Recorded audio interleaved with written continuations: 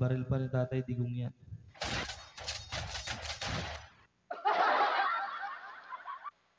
Ginastos ang 4 trillion pesos na utang ng BBM government in the last 2 years alone. Duterte had...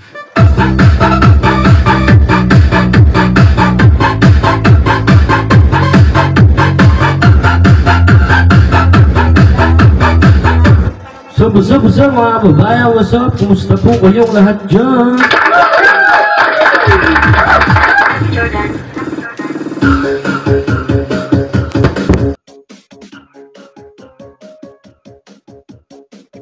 What's up? What's up?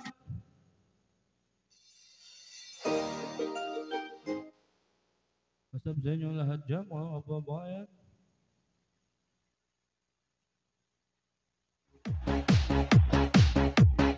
Excuse me! Ito na naman.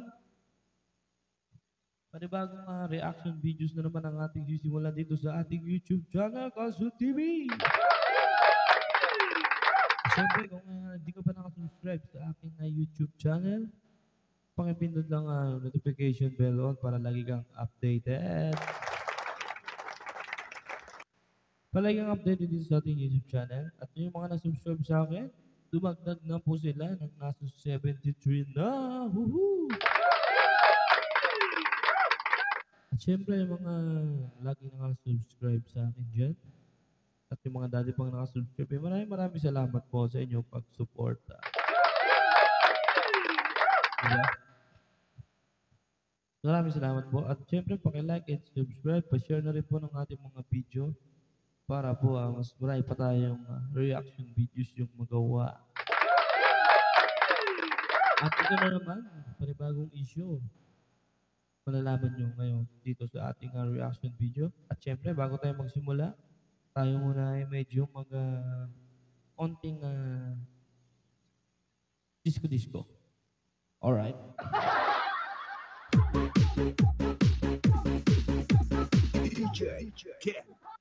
Shoutout ito. Shoutout sa mga banateros. Tol J. Guevara, yan. Sila Bossing Dada, Sir Oli, at si Sir Banat Bay. Siyempre sa mga ibang banateros pa dyan, mga shoutout po sa inyo lahat. Yung mga nagde-depend sa ating yung mga nagde-depend sa katotohanan lang po. Walang halong kasinungalingan. At di tutulog ang mga reactors. Nakatuto kami 94 hours. Shoutout kay Boy Sardinas TV. Shoutout sa'yo at kay Ma'am Rain. Thank you. Ingat-ingat ka dyan lagi, Ma'am Rain. Shoutout po.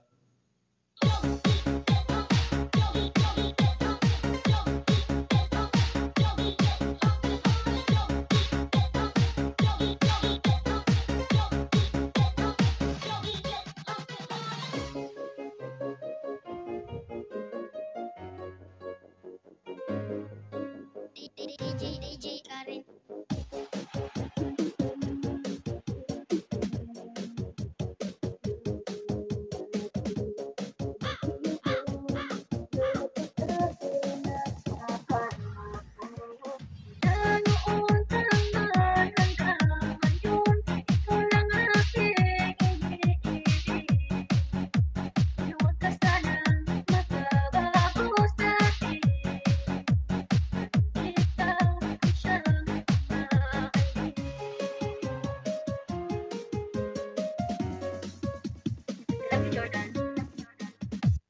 Ayun.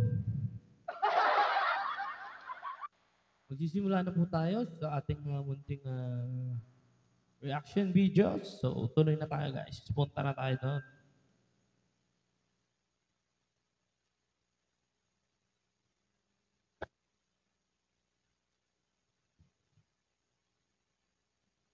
Ito na. Magsisimula na tayo mga kababayan. Talagang ikakaasar nyo na naman to. At ikagagalit ng inyong mga puso.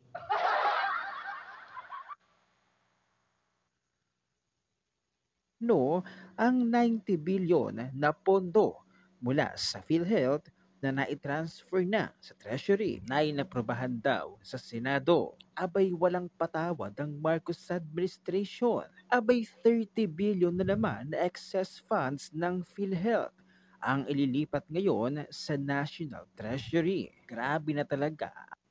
Grabe na talaga ang kuhanan at taguan ng pera.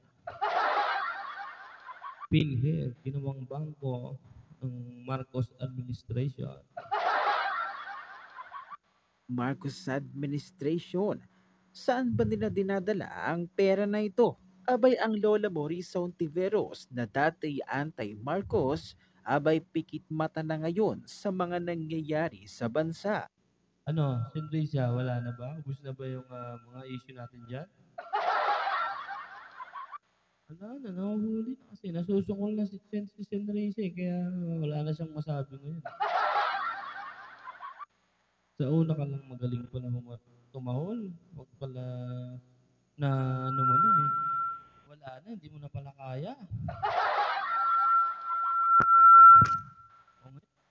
Ngayon, sagutin mo to ngayon, mga issue na ano na to. Nga tila nagkakaroon na ng sigalot sa pagitan ng camping at ng mga dilawan. Kaya naman sina former Supreme Court Justice Antonio Carpio, Attorney Howard Calleja, former Ombudsman Conchita Carpio Morales, at former Finance Undersecretary Shelo Magno at dating Commission on Audit Commissioner Heidi Mendoza ay nag-file ng petition challenging the constitutionality of transferring PhilHealth funds to the National Treasury. Yes, sila ang mga matatapang nakakamping na inalmahan at kinontra ang pag-transfer na naman na ito ng Marcos administration. Ano? Ano ba kasing gagawin niyo dun sa pera, ha? Ano gagawin niyo dun? Para sa taong bayan ba yan o sa bulsa nung nakaupo sa bayan? Paano na naman to? Ano na naman ba itong issue na to, mga kababayan, mga netizens, no? Ang dami nilang pautot, no? Di ba yung sinasabi ko sa iyo, kaya tira sila ng tira sa administrasyong Duterte. Para ganyan. Eh ngayon, may umalma. Umalma na itong pink lawan ngayon.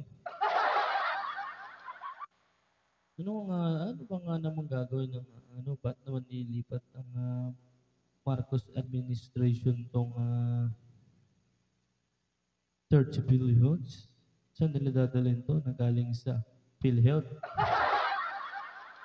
Mukhang ibabayad na naman to sa mga gagawa ng fake news sa mga loyalist. Mukhang ipapamundod na naman to ni PBBM sa mga tao para o sa mga tuta niya sa baba para masiraan na naman yung Duterte. Ng 30 billion pesos na pondo mula sa PhilHealth papunta sa National Treasury. Heto pa ang sabi ni Ms. Cruzet Loreto Chu. Ang daming congressional hearing na walang kwenta, targeting Duterte para makalimutan nating magtanong about the most important questions facing Filipinos today. Oo, diba? Tama naman eh. Tama yung sinasabi ni Mama Cruzet Loreto Chu.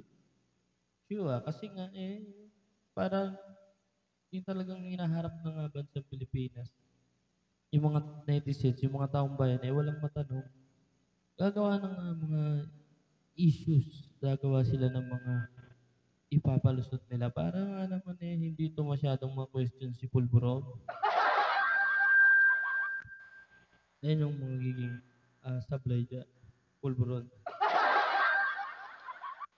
Ngayon, yung mga tuta mo, patigil-tigilin mo na yan. At baka pag kumagat yan, mabaril pa ni Tatay Digong yan.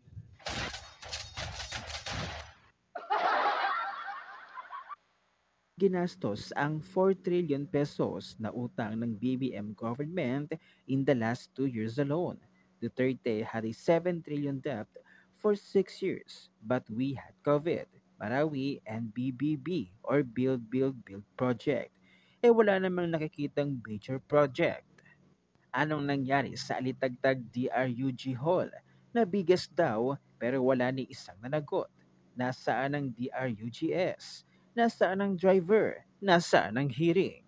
Saan ang breakdown of expenses ng ayuda na 500 billion pesos at sino-sino ang nakatanggap?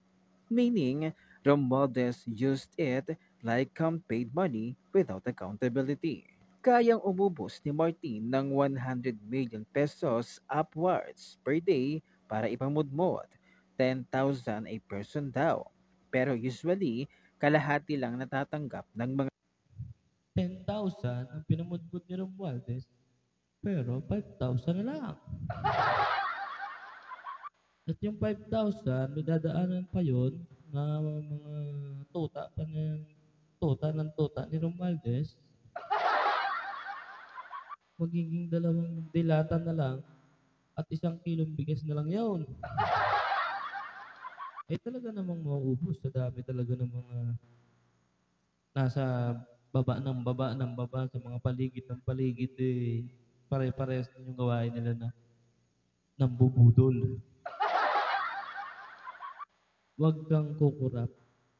Baka hindi mo makita yung mga kurap. tao.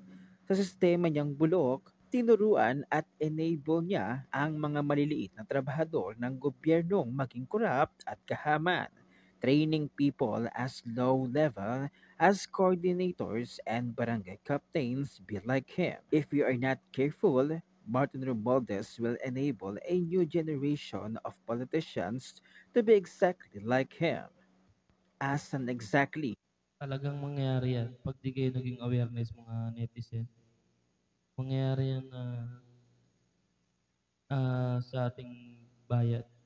Kasi baka itong political natin ay masyadong dudumi na naman. Yung ginagamit nilang pang campaign na pera sa kanilang pagtakbo galing pala sa kaba ng bayan. Kaya kawawa. Kawawa tayo dyan. Kawawa lang tayo mga idol pag nangyari yan.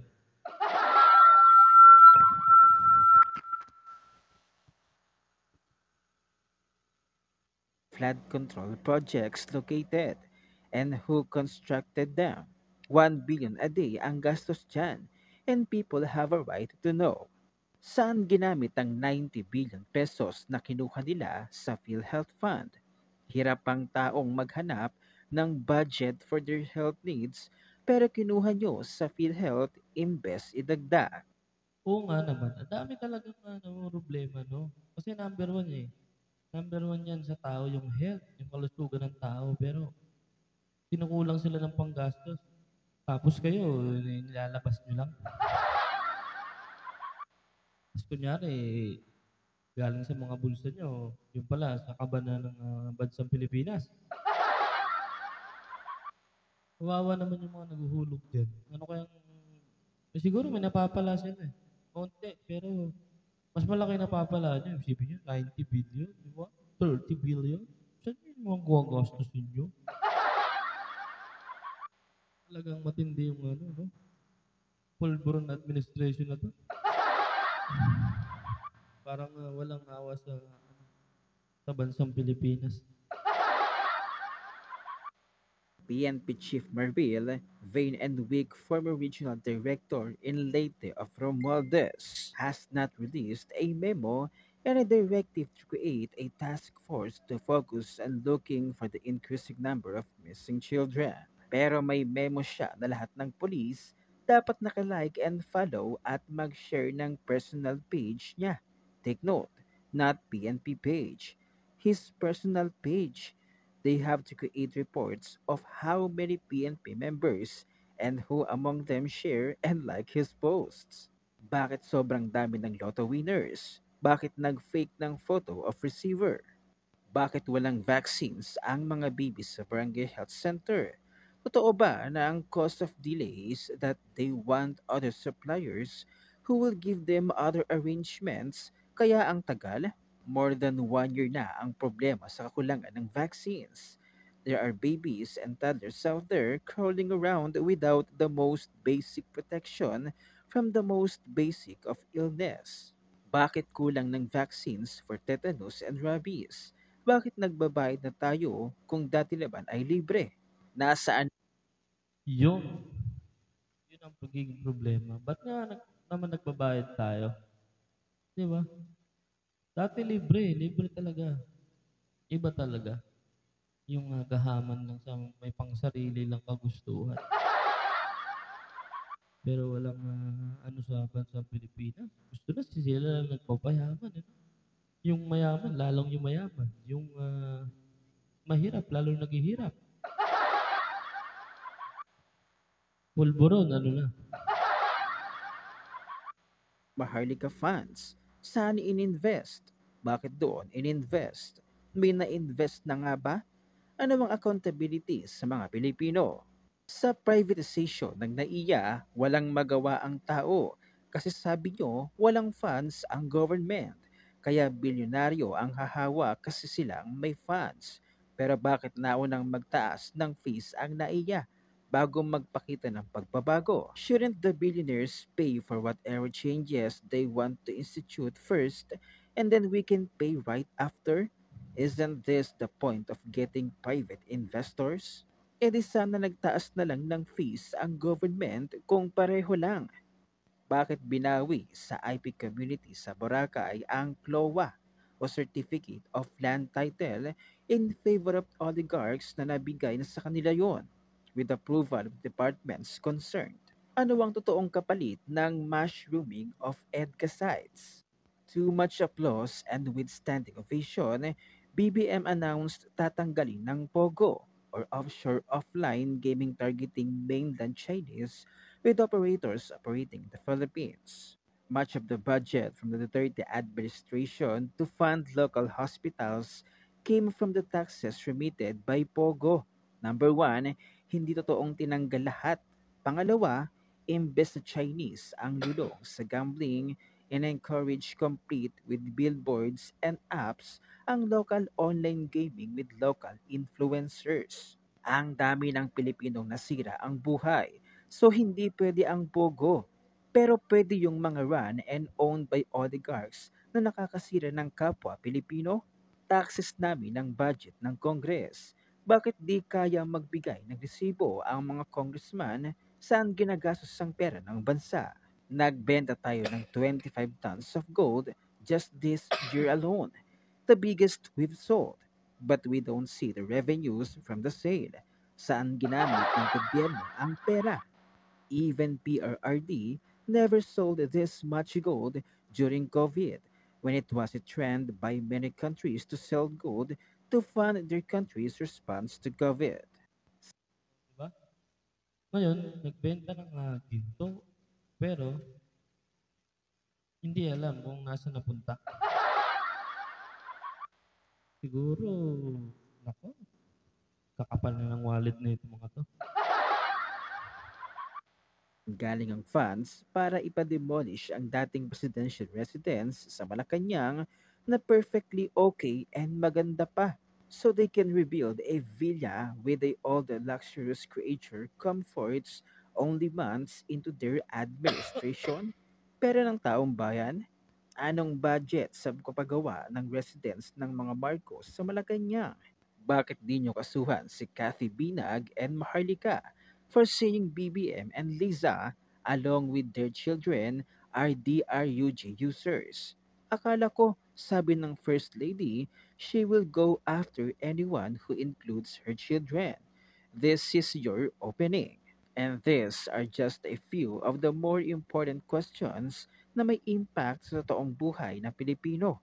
Hindi pa kasama dyan yung panggugulo ng mga alipores ni BBM sa BARMM. Wala kaming paki sa war on DRUGS ni Duterte na approved by the majority of Filipinos. Tapos na yun, obviously, dahil ang dami na namang adik. Mas importanteng malaman namin ngayon kung ano ang nangyayari sa bansa. Walang kwenta. Tama. Ano ba nangyari sa bansa, BBM? Parang wala. Alam mo mga netizens, mga kababayan, 'no, wala siyang sagot, 'no, kasi nga lagi na lang po siyang walang alam. 'Wag na kayong magtanong, wala kang alam, eh. Ano ba naman naupo ka diyan tapos wala ka namang alam.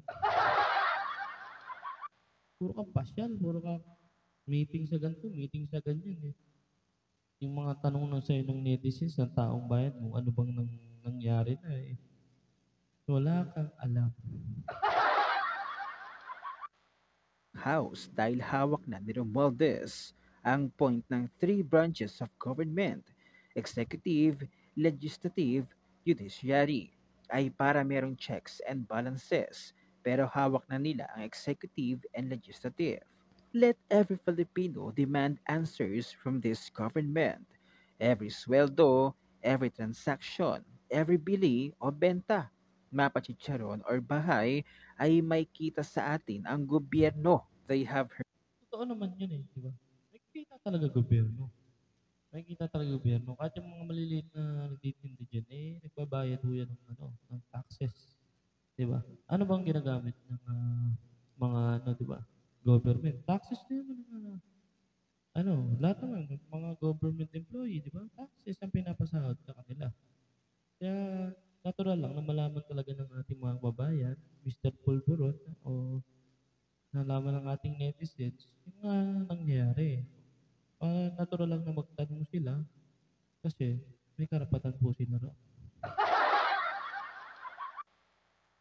Says from our money. They have artista vans from our money when we suffer to our commutes. Their children go to schools abroad and you cannot even afford your children's field trip. God gave us free will. We cannot ask for karma. We cannot ask for Him to intervene. We have to solve this ourselves. Ano ang masasabi ninyo mga kasweet na magta-transfer na naman ng 30 billion pesos mula sa pondo ng PhilHealth papuntang National Treasury? Abay sa isyong ito ay tahimik pa rin si Risa Ontiveros. Tahimik na si Risa Hontiveros kasi dahil nga sukol na siya. Wala na siyang masabi ngayon sa nangyayari. 'Di ba? Oh, 30 billion na naman yan si Risa. Ba't mapupunta sa National Treasury yan? Ano naman kaya nga gagawin dyan, no? Mga kababayan, no? Mag-comment ka nga dyan na mga kababayan kung anong gagawin nila dyan, no? Para maabangan natin at kung ano ba talaga ang gagawin nila dyan sa pera ng PhilHealth. So yung mga kababayan, so narinig niyo po yung ating bagong reaction videos.